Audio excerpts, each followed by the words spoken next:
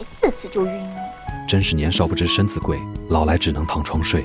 妻子原本以为是丈夫不够给力，凑上去就要撒娇讨要粮食，谁知道靠近一看，对方已经没了气息。可她一点不曾慌张，只是一脸的懊恼，因为这已经是她客死的第3个丈夫了。燕红是永花斋的头牌，这些年她厌恶了风月场的生活，所以便想着找人嫁了过安稳日子。可2次结婚丈夫都是在新婚当夜突然暴毙，燕红也就有了克夫的恶名。但俗话说牡丹花下死，做鬼也风流，燕红的魅力对男人来说实在无法阻挡。转眼间又有男人送来聘礼。就在燕红第3次出嫁这天，2个重要人物也来到永花斋。芊芊是永花斋当家人雪姨找来的新头牌，另一个则是探查民意的立邦专员。当时的香港满是风月场所，严重影响当地的社会风气，英国便准备实施禁娼，立邦就是负责调查情况的专员。为了能够切实了解情况，立邦刻意孤身一人来到最著名的永花斋。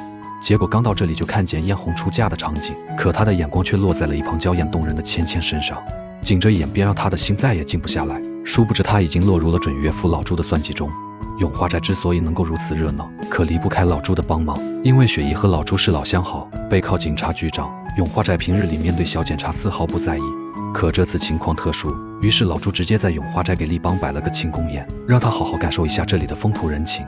立邦为了实地探查，自然是没有拒绝。没想到再一次见到了芊芊，而这芊芊不愧是雪姨花大价钱挖来的，歌声婉转悠扬，动人心弦，最重要的是气场非凡。期间有个客人喝醉酒闹事，芊芊连饮数杯向客人赔罪，既保全了姐妹，还给足客人面子。这临危不乱、落落大方的表现瞬间让芊芊成为场内的焦点。此时燕红也回到了永花斋，正在跟雪姨哭诉自己的不幸。雪姨安慰她一番，然后将她带来一块参加宴会。结果刚一进来就发现众人的目光都聚焦在芊芊身上，燕红顿时心生警觉，没想到自己刚离开1天就被新人抢了风头。但他这些年的头牌也不是白当的，立邦很快就被他灌得烂醉如泥。当立邦醒来的时候，已经天色大亮，此时的燕红正在外面洗头，好巧不巧芊芊就住在他对面，2人都觉得对方碍眼，燕红更是直接挑衅，故意甩头发溅了芊芊一身水。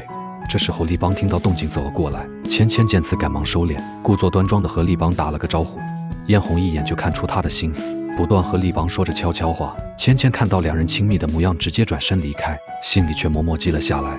不久后，芊芊单独约见立邦，2人相谈甚欢，之后还一块回到了永花斋。芊芊故意将他带到阳台，而燕红此刻正在洗头，立邦就是脸皮再厚，也觉得浑身不自在，芊芊却得意洋洋，算是扳回一局。老婆是老婆，妾是妾，妓是妓，我可是分得清清楚楚。这便是那个年代男人身份的象征。立邦在永花斋可以说是乐不思蜀，回到家才想起自己还有个娇滴滴的未婚妻。好在丽丽之前在外国留学，对此还算看得开，觉得立邦一切都是为了工作。结果这时候响起了敲门声，原来是老朱找上门来，不过这次是为了正事。英国人要禁娼，而这位金太太更是个了不得的人物，不仅表示大力支持，还专门写了本书，坚决要为女性独立事业奋斗一生。因为她丈夫就是整日流连于风月场所，所以才跟她离了婚。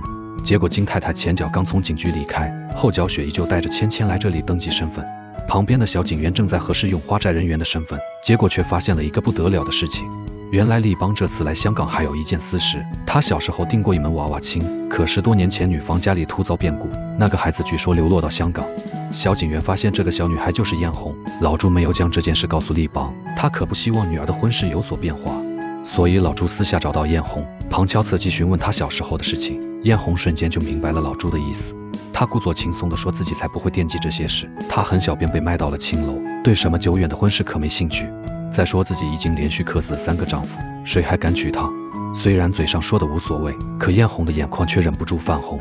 其实她早就知道了和立邦的关系，那天照顾立邦时，她发现了一条项链，里面还有2个小孩子的合照，那正是2家定亲时的信物。之后燕红虽然流落风尘，但一直保留着这条项链，对于她来说，这是唯一和曾经的生活有联系的物品，算是留着念想。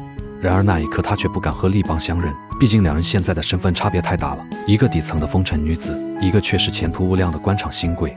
她只能在夜深人静时一个人默默哭泣，感慨造化弄人。丽丽确实不知道父亲正在为自己的婚事奔波，她现在正忙着应付金太太。金太太和立邦的第1次见面感觉很好，立邦也信誓旦旦地表示要将禁娼坚持到底。可这么些日子过去，一点动静也没有，他便想着拉丽丽入伙，这样立邦就不能置身事外了。可丽丽认为立邦忙于公务，自己不应该过多的干涉。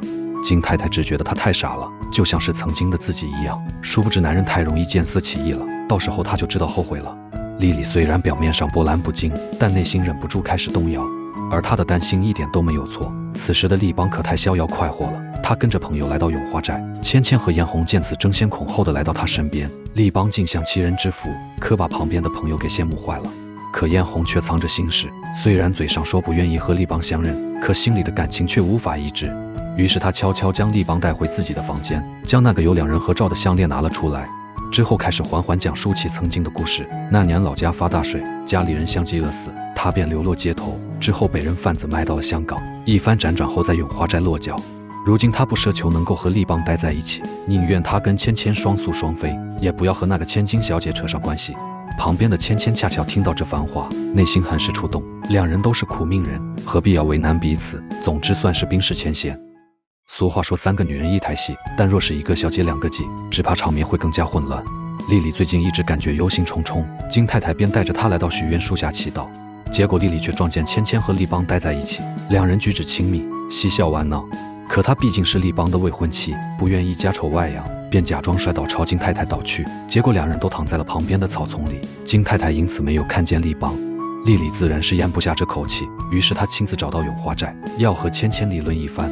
结果等雪姨让无关人员离开后，居然留下了两个人。丽丽这才知道，除了新欢外，还有一个定娃娃亲的老相识。但她也不能露怯，三人换了个地方谈话。可此时的芊芊和嫣红已经情同姐妹，都是在社会上摸爬滚打出来的风尘女子。丽丽在这里自然是讨不到好处。可三人聊着聊着，突然开始统一战线，都骂丽邦不是个东西。丽邦得知消息后匆匆赶来，结果三人正准备离开，看见他之后没有丝毫停顿，也没有人搭理他，这可让丽邦摸不着头脑。但他的好日子快到头了，上司已经弄得很不耐烦了，准备严格实施禁娼政策。丽邦自然是不愿意看到这一幕，还想要进行劝说，可这次上面的态度十分坚决。而雪姨得知后虽然有些感伤，但也没有太过担忧，她早已经做好了万全的准备。之前已经让芊芊教这里的姑娘们学习唱歌跳舞，如今这些女人不说全都是能歌善舞，至少不是曾经那种只靠出卖色相吸引客人。雪姨直接将这里改造成一个歌舞厅，生意居然比之前还要好。丽邦终于可以放下心来，可她的麻烦并没有解决。只见三个女人气势汹汹地朝她走来，还没等丽邦想出应对办法，金太太就带着人冲了进来。这在她看来根本就是换汤不换药，所谓的禁娼一点用都没有。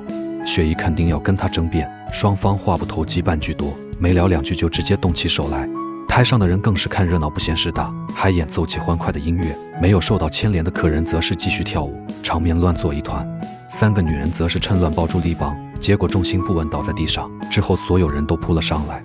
丽邦趁机说出自己的心声，她三个都要，可到最后这三人也没能确定大小。但丽邦花言巧语将三人哄得开心不已，这件事也就显得没那么重要了。丽邦的一生可真是丰富多彩。